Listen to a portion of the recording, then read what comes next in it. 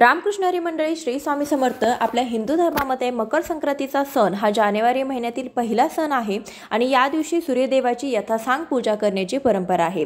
या दिवशी सूर्यदेवाचा मकर राशीमध्ये प्रवेश होतो, तर हा दिवस उत्तरायणाचा प्रारंभ देखील मानला जातो. मकर संक्रांतीच्या दिवशी स्नान, दान आणि पूजा केल्याने पुण्य प्राप्त होते. मकर संक्रांतीचा सण ही नवीन पिकाच्या आगमनाचं प्रतीक असतं. मकर संक्रांतीच्या सणादिवशी लोक हे मोठ्या उत्साहाने दानधर्म करत असतात. आपण हळदी कुंकू देखील करतो आणि हळदी कुंकवामध्ये आपण बऱ्याचशा वस्तू या एकमेकींना वाण म्हणून देत असतो. परंतु मकर संक्रांतीला हळदी कुंकू करत असताना किंवा वाण देत असताना किंवा दानधर्म करत असताना कोणत्या वस्तू आपण वाण किंवा दान देणे कटाक्षाने टाळायचं आहे, जेणेकरून त्याचा उलट परिणाम आपल्यावरती होऊ शकतो. आपल्या घरातून माता लक्ष्मी ही घर सोडून निघून जाऊ शकते. आपल्या घरामध्ये दरिद्रता येऊ शकते. तर अशा कोणत्या गोष्टी आहेत तर ज्या आपण मकर संक्रांतीच्या दिवशी चुकून देखील दान द्यायच्या नाहीत किंवा वाण म्हणून द्यायच्या नाहीत. या व्यतिरिक्त कोणत्या शुभ वस्तू आहेत ज्या आपण मकर संक्रांतीला दान द्यायच्या आहे, जेणेकरून त्याचं पुण्य फळ हे आपल्याला मिळणार आहे. अशी सविस्तर माहिती या व्हिडिओतून मिळणार आहे. त्यासाठी व्हिडिओ शेवटपर्यंत पहा. चॅनलवर नवीन असाल तर सबस्क्राईब करा, जास्तीत जास्त लोकांपर्यंत शेअर करा. चला तर मग वेळ न घालवता आजच्या व्हिडिओला सुरुवात करूया. यातील पहिली वस्तू म्हणजे झाडू. झाडूला आपण माता लक्ष्मीचं रूप मानत असतो. झाडू आपण या दिवशी चुकून देखील खरेदी करायचा नाही किंवा दान म्हणून देखील द्यायचा नाही. या दिवशी झाडू खरेदी करणं देखील टाळायचं आहे. तुम्हाला झाडू खरेदी करायचा असेल तर तुम्ही धनत्रयोदशीला करू शकता, एखाद्या अमावस्येला करू शकता किंवा तुम्ही कोणत्याही महिन्यातील शुक्रवारी झाडूची खरेदी करू शकता. परंतु मकर संक्रांतीच्या दिवशी आपल्याला चुकून देखील झाडू खरेदी करायचा नाही. आपण मकर संक्रांतीच्या खरेदीसाठी जेव्हा बाहेर जातो, वाण वस्तू एखादी आणायला बाजारात जातो, अचानक आपल्याला घरामध्ये काही वस्तू संपलेल्या आहेत किंवा आपल्याला त्याची आवश्यकता आहेत किंवा काही वस्तू आवडल्या म्हणून आपण खरेदी करतो. परंतु या दिवशी कोणत्याही प्रकारच्या तुम्ही लोखंडी वस्तू, स्टीलच्या वस्तू, ॲल्युमिनियमच्या वस्तू खरेदी करायच्या नाही किंवा या दिवशी तुम्ही झाडू देखील खरेदी करायच्या नाहीत. या दिवशी झाडू खरेदी करू नये किंवा कोणाला दान देखील करू नये. झाडू दान करणं म्हणजे लक्ष्मीचं दान करणं. असं केल्याने घरातील दारिद्र्य येतं आणि समृद्धी देखील निघून जाते.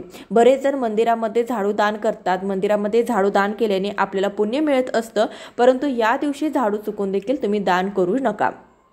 यानंतरची दुसरी वस्तू म्हणजे धारदार वस्तू.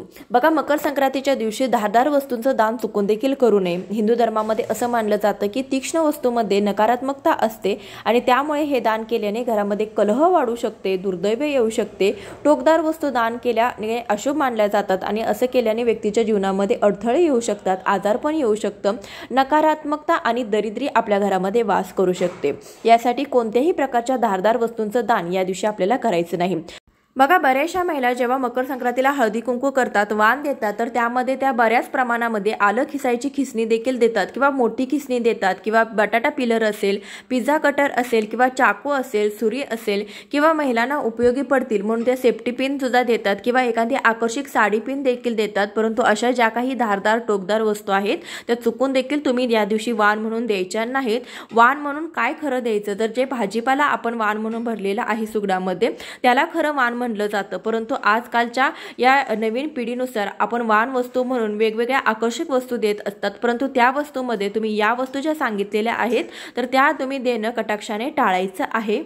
या वस्तू वाण म्हणून दिल्याने तुमच्या घरामध्ये दरिद्रता येऊ शकते, तुमच्या घरामध्ये कलह निर्माण होऊ शकतात. तर त्यासाठी या वस्तू तुम्ही वाण म्हणून देणं वर्ज्य करायचं आहे. यानंतरची वस्तू म्हणजे कपडे. तर बघा, मकर संक्रांतीच्या दिवशी वस्त्रदानाला अनन्यसाधारण असं महत्त्व आहे. परंतु वस्त्रदान करत असताना तुम्हाला काळ्या रंगाचे कपडे चुकून देखील दान करायचे नाहीत. मकर संक्रांतीच्या दिवशी सूर्यदेवाची पूजा करून आशीर्वाद घेण्यासाठी तुम्ही पिवळ्या रंगाचे कपडे दान करू शकता.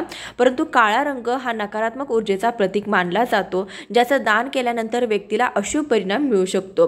त्यामुळे मकर संक्रांतीच्या दिवशी तुम्ही काळ्या रंगाचे कपडे दान करणे टाळावे. केवळ शुभ परिणाम साध्य करण्यात अडथळे निर्माण करू शकत नाही, तर ग्रहांचा अशुभ प्रभावांना देखील प्रोत्साहन देऊ शकतात. त्यासाठी काळ्या रंगाचे कपडे दान न करता तुम्ही परिधान करू शकता. कारण की कोणत्याही एखाद्या शुभ कार्यामध्ये किंवा सणावाराला आपण काळ्या रंगाचे वस्त्र परिधान करत नाही, परंतु मकर संक्रांतीला आपण काळ्या रंगाचे वस्त्र परिधान करू शकतो. त्यासाठी तुम्ही परिधान करू शकता, परंतु दान करू शकत नाही. मकर संक्रांतीच्या दिवशी दान धर्माला अनन्यसाधारण असं महत्त्व आहे. त्यामध्ये वस्त्रदान हे अतिशय योग्य दान मानलं जातं. परंतु दान वस्त्र करत असताना आपण या दिवशी वापरलेले किंवा जुने कपडे चुकून देखील दान करायचे नाहीत. या व्यतिरिक्त तुम्ही नवीन कपडे घेऊन तुम्ही दान करू शकता. गरजू व्यक्तींना तुम्ही नवीन कपडे दान करू शकता. किंवा बघा, थंडीचे दिवस आहेत तर त्यासाठी तुम्ही चादर असेल, ब्लँकेट असेल किंवा एखादी शाल असेल किंवा लोकरी ज्या वस्तू आहे, श्वेटर असेल, टोपी असेल, रुमाल असेल, अशा ज्या वस्तू आहेत तर त्या तुम्ही गरिबांना किंवा मंदिरामध्ये दान करू शकता।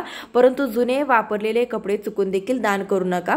आपण बघा एखाद्या दिवशी दान करायचं म्हटलं की आपण काय करतो, जुने सगळे कपडे काढतो आणि ते दान करतो। परंतु जुने कपडे दान करत असताना तुम्ही या दिवशी चुकून देखील जुने कपडे दान करू शकत नाही। इतर दिवशी तुम्ही जे जुने कपडे आहेत तर ते गरजू व्यक्तींना देऊ शकता, परंतु देत असताना ते फाटलेले नसावेत किंवा भरपूर खराब झालेले नसावेत। कारण की आपण ज्या प्रकारे एखाद्याला एखादी गोष्ट देत असतो तर देव त्याच प्रकारे आपल्याला त्याचा उलट परिणाम देत असतो। त्यासाठी तुम्ही दुसऱ्यांसाठी चांगलं केलं तर नक्की 100 पटीने तुमचं चांगलं होणार आहे। त्यासाठी इतरांना एखादी गोष्ट देत असताना तुम्ही नक्कीच चांगली द्या।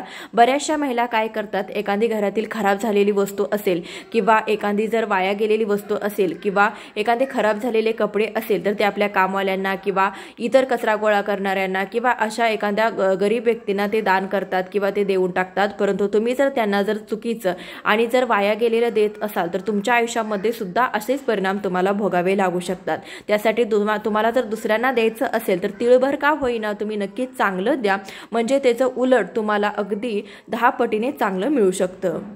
यानंतरची वस्तू म्हणजे तेल। तर आपल्याला या दिवशी तेलाचं दान चुकून देखील करायचं नाही। बरेच जण शनीची साडेसाती कमी व्हावी किंवा आपल्या आयुष्यातील शनीचे दुष्परिणाम कमी व्हावेत यासाठी तेलाचे दान करत असतात। ते योग्यच आहे, तुम्ही तिळाच्या तेलाचे दान करू शकता, परंतु या दिवशी आपल्याला चुकून देखील करायचं नाही।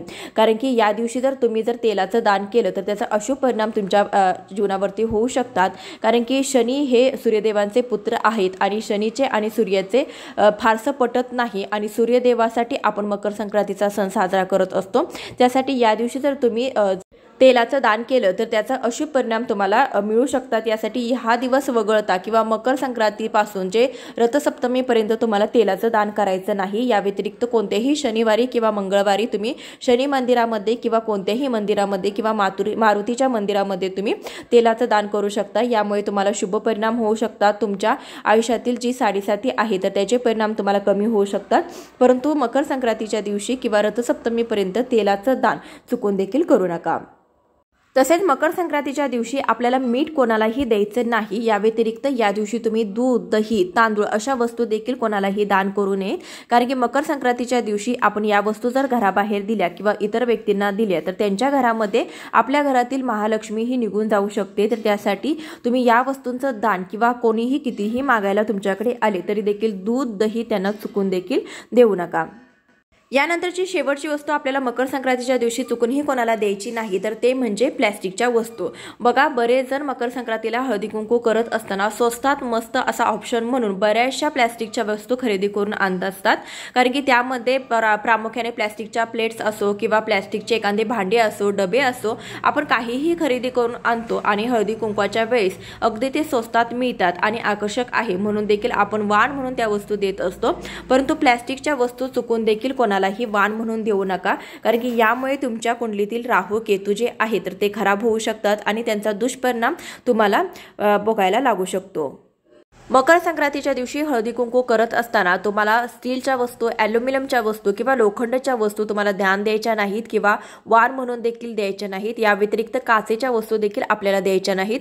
कितीही आकर्षक वस्तू तुम्ही भेटवस्तू म्हणून आणल्या असतील तरी देखील तुम्हाला या दिवशी वाण म्हणून देत असताना बघा बरेच जण स्टीलच्या छोट्या छोट्या वाट्या असो, प्लेटा असो किंवा ॲल्युमिनियमची एखादी भांडी असो किंवा काचेच्या एखाद्या भरण्या असो तर त्या वाण म्हणून देत असतात। परंतु या वस्तू आपल्याला वाण म्हणून चुकून देखील द्यायच्या नाहीत, त्याचे अशुभ परिणाम आपल्याला मिळू शकतात। या व्यतिरिक्त या दिवशी वापरलेल्या जुन्या वस्तू कोणालाही द्यायच्या नाहीत। मग मकर संक्रांतीच्या दिवशी काय दान करावे जेणेकरून आपल्याला सूर्य आणि शनी दोघांचाही आशीर्वाद मिळू शकतो, आपल्या आयुष्यातील संकटे दूर होऊ शकतात आणि सुख समृद्धी होऊ शकतात। तर अशा वस्तू कोणत्या आहेत तर यामध्ये प्रामुख्याने तुम्ही गुळ दान करू शकता। बघा मकर संक्रांतीच्या दिवशी सकाळी पवित्र नदीमध्ये किंवा घरी स्नान करावे, त्यानंतर स्वच्छ वस्त्र परिधान करावे, मग सूर्यदेवाचे स्मरण करून तुम्ही गुळाचे दान करू शकता। मकर संक्रांतीच्या दिवशी गुळाचं दान केल्याने सूर्याचा आशीर्वाद देखील मिळतो। याशिवाय वाण वस्तू म्हणून देखील तुम्ही तुम्ही गुळाच्या छोट्या छोट्या ढेपा किंवा जे आकर्षक गुळाच्या ज्या छोट्या छोट्या ढेपा मिळतात त्या देखील तुम्ही देऊ शकतात, त्यामुळे देखील तुम्हाला पुण्यफळ मिळू शकतं। याशिवाय काळ्या तिळाचं दान तुम्ही या दिवशी करू शकता। मकर संक्रांतीच्या निमित्ताने गुळासोबत काळे तीळ दान करण्याची परंपरा आहे। काळे तीळ दान केल्याने शनिदेव प्रसन्न होतात, शनिदेवांचा आशीर्वाद प्राप्त होतो आणि त्यामुळे संक्रांतीला काळे तिळाचे दान केले जाते। तर संक्रांतीला काळे तिळच का दान करावे, तर मान्यतेनुसार सूर्य आणि शनी यांचे वडील मुलांचे नाते आहे, परंतु दोघांमध्ये शत्रुत्वाची भावना आहे। त्यामुळे असे मानलं जातं की जर सूर्य आणि शनी एकत्रित असेल तर अशुभ परिणाम प्राप्त होतो। परंतु संपूर्ण वर्षातून सूर्यदेव दोनदा आपल्या मुलाच्या शनीच्या घरात प्रवेश करतात, प्रथम मकरमध्ये आणि नंतर कुंभामध्ये। पौराणिक कथेनुसार जेव्हा सूर्यदेव पहिल्यांदा शनिदेवांच्या घरी आले होते तेव्हा त्यांनी आपल्या वडिलांना सूर्यदेवाला काळे तीळ दिले होते, त्यामुळे ते खूप प्रसन्न झाले होते, त्यामुळे त्यांना दुसरं घर कुंभ दिले। त्यामुळे मकर संक्रांतीच्या निमित्ताने काळे तीळ दान करण्याची परंपरा आहे। हे दान केल्याने तुम्हाला शनी आणि सूर्य दोघांचा आशीर्वाद मिळू शकतो। मकर संक्रांतीच्या निमित्ताने लोक स्नान करून अन्नधान्य, गूळ, काळे तीळ, उबदार कपडे इत्यादी दान करतात। या दिवशी लोकांना खिचडी किंवा तांदूळ, उडदाची डाळ आणि भाज्या दान करताना तुम्ही पाहिलं असेल। दान करणं किंवा दान केल्याने तुमच्या ग्रहदोषाचे निवारण होत नाही, तर तुमचे पूर्वजही प्रसन्न होतात। जर तुम्ही तुमच्या पूर्वजांचे स्मरण करून दान केले तर तुम्हाला पितृदोषापासून देखील मुक्ती मिळत असते। त्यासाठी दान केल्याने पुण्य प्राप्त होते, पूर्वज, देव आणि ऋषी यांच्या ऋणातून मुक्ती मिळते। मकर संक्रांतीच्या दिवशी अनेक शुभ कार्यक्रम होत असतात, तर या शुभ योगामध्ये तूप दान केल्याने देखील धनाची देवी माता लक्ष्मी प्रसन्न होत असते। त्यामुळे धार्मिक ग्रंथानुसार मकर संक्रांतीच्या दिवशी तुम्ही तुपाचं दान केल्याने जीवनामध्ये सुख शांती लाभू शकते। या दिवशी तुम्ही एखादा नॅपकिन, रुमाल किंवा एखादा ब्लाउज पीस दान करू शकता, त्यामुळे नवीन वस्त्र दान केल्याचं तुम्हाला पुण्य मिळू शकतं। कुंकवाचा करंडा तुम्ही दान करू शकता, वाण देऊ शकता किंवा छोटीशी पर्स असेल, बॅग असेल किंवा आकर्षक एखादी कापडी पिशवी असेल। पितळेच्या छोट्या छोट्या ज्या प्लेट्स मिळतात तर त्या देवपूजेमध्ये खूप उपयोगी पडतात। अन्नपूर्णा मातेच्या मूर्ती ठेवण्यासाठी असो किंवा दिवा लावण्यासाठी असो, त्यासाठी पितळेची छोटी छोटी भांडी असतात, ते तुम्ही देऊ शकता। हलव्याचे दागिने, तिळगुळाचे लाडू किंवा तिळगुळाच्या चिक्क्या तुम्ही देऊ शकता। त्यानंतर बांगड्या देऊ शकता, सिंदूर देऊ शकता। देवपूजेमध्ये उपयोगी पडणाऱ्या वस्तू तुम्ही देऊ शकता। देवांचे जे आकर्षक वस्त्र मिळतात तर ते देवांचे वस्त्र देखील तुम्ही दान करू शकता। फुलांचा गजरा देऊ शकता, छोटे चौरंग जे मिळतात तर ते देखील देऊ शकता। लाकडी मॅशर असो किंवा रांगोळी असो, अशा शुभ वस्तू तुम्ही या दिवशी दान किंवा वाण म्हणून देऊ शकता, परंतु सांगितलेल्या वस्तू चुकून देखील देण्याचा प्रयत्न करू नये। आजच्या व्हिडिओमध्ये बरीचशी माहिती देण्याचा प्रयत्न केलेला आहे। व्हिडिओ आवडला असेल तर जास्तीत जास्त लोकांपर्यंत शेअर करा। चॅनलवर नवीन असाल तर नक्की सबस्क्राइब करा। भेटूया अशाच एखाद्या व्हिडिओसोबत, तोपर्यंत श्री स्वामी समर्थ। माझ्याकडून तुम्हा सर्वांना मकर संक्रांतीच्या खूप खूप शुभेच्छा। तिळगुळ घ्या, गोड गोड बोला। धन्यवाद।